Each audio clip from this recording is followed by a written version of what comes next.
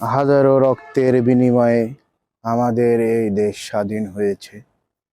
এখানে হাজারো মায়ের কোলখানি হয়ে সে স্মৃতিস্তম্ভর মতো দাঁড়িয়ে আছে। এটাই হলো আমাদের সেই 1952 সালের 1972 সালের ভাষা আন্দোলন যারা করেছিল তাদের এই রক্তের বিনিময়ে এই দেশটি স্বাধীন হয়েছে।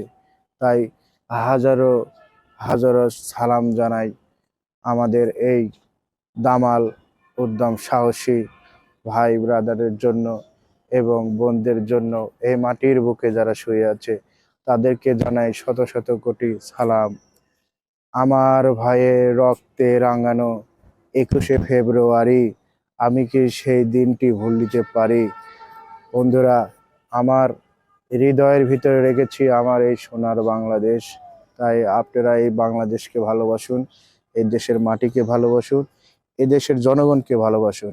কে কোথায় থেকে দেখছেন অবশ্যই আমার কথাগুলো যদি আপনাদের হৃদয়ে গাঁথে দয়া করে লাইক কমেন্টস করে যাবেন এবং আমার এই বাংলার মাটিকে শ্রদ্ধা জানাবেন।